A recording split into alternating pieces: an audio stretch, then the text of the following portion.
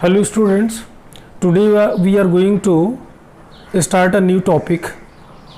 This is section formula for class 10th mathematics.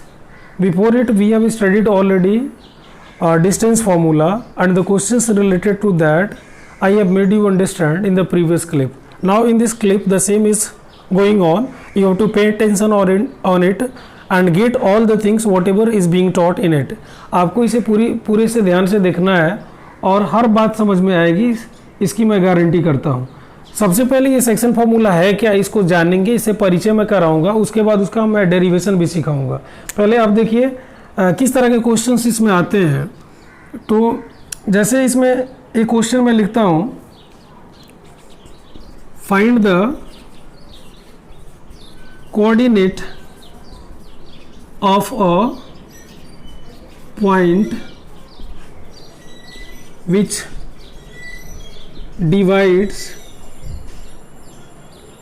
a line joining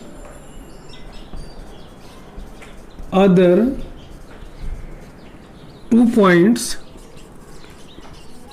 ये 2 points है जिसका coordinate मैं लिख रहा हूँ 4 - 3 एंड 8 5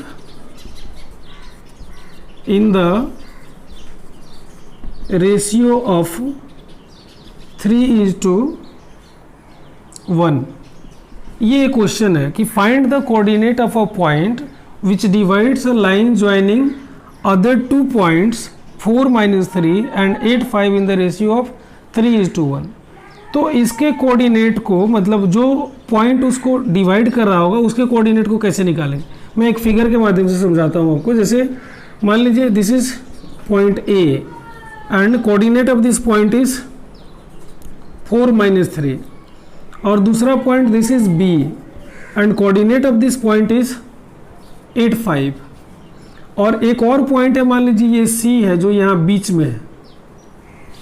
वही कह रहा है find the coordinate of a point which divides a line joining other 2 points. मतलब ये सी एक पॉइंट है जो एक लाइन सेगमेंट जो ज्वाइन करा रहा है ए से बी को, इसको एक रेशियो में बांटता है जो 3:1 रेशियो में है। तो इसका कोऑर्डिनेट मतलब एक्स और वाई का वैल्यू निकालना है। और रेशियो क्या है, तो A C is to C B is equal to, ये आपका 3:1 है, मतलब 3:1 हो गया, मतलब इधर वाला पोर्शन 3 और ये 3:1 हो गया। इस तरह से दिया हुआ, आप सी को यहाँ दिया हुआ आप यहाँ भी लिख सकते हैं, मतलब कहीं भी डाल सकते हैं आप। This is 3:1। तो इसके लिए हम लोग सेक्शन फार्मूला का इस्तेमाल करते हैं। सेक्शन फार्मूला बहुत ही इजीली इसको बना देता है। अब कैसे लिखते हैं इसको, तो गौर से देखिएगा। एक्स निकालने के लिए मैं ट्रिक एक बता रहा हूँ, M X M plus M. अच्छा, ये एम एक्स क्या, एक्स निकालना है तो M X M plus M, यहाँ 1 2 2 1 1 2 ऐसे डाल देंगे, बीच में प्लस डाल देंगे। ये आपका फॉर्मूला हो गया, यही सेक्शन फॉर्मूला है। बहुत ही इजी है। एक्स निकालने के लिए M X M plus M, इसमें 1 2 2 1 m1 प्लस m2।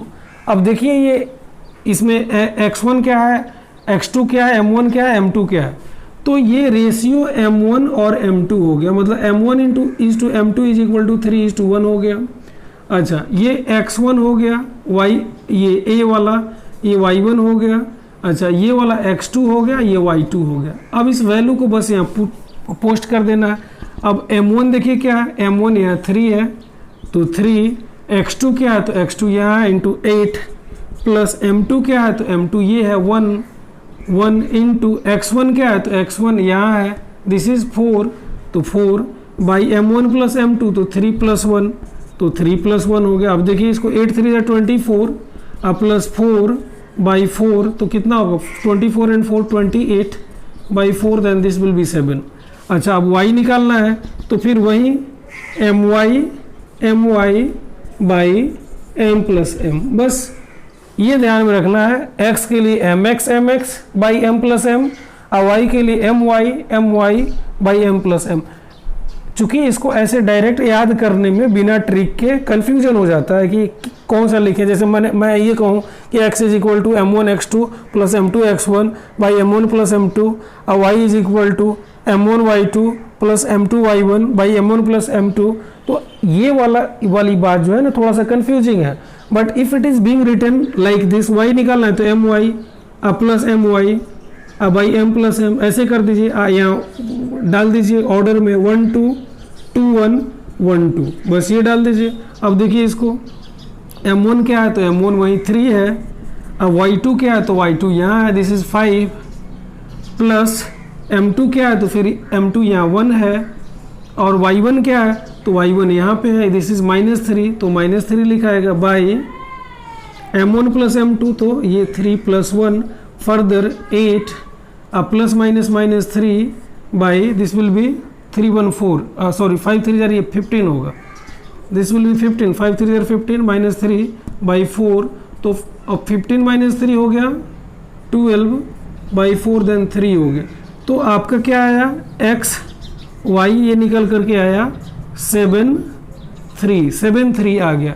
इसका मतलब इस C का कोऑर्डिनेट जो होगा 7 और 3 होगा। तो इस तरह से सेक्शन फॉर्मूला के माध्यम से we can get the coordinate of a particular point which divides a line segment joining other 2 points in a given ratio. तो ये सेक्शन फॉर्मूला है। सेक्शन फॉर्मूला में आप ये याद कर सकते हैं, अगर किसी पॉइंट का एब्सिसा निकालना है मतलब वैल्यू ऑफ x निकालना है तो m1x2 plus m2x1 by m1 plus m2।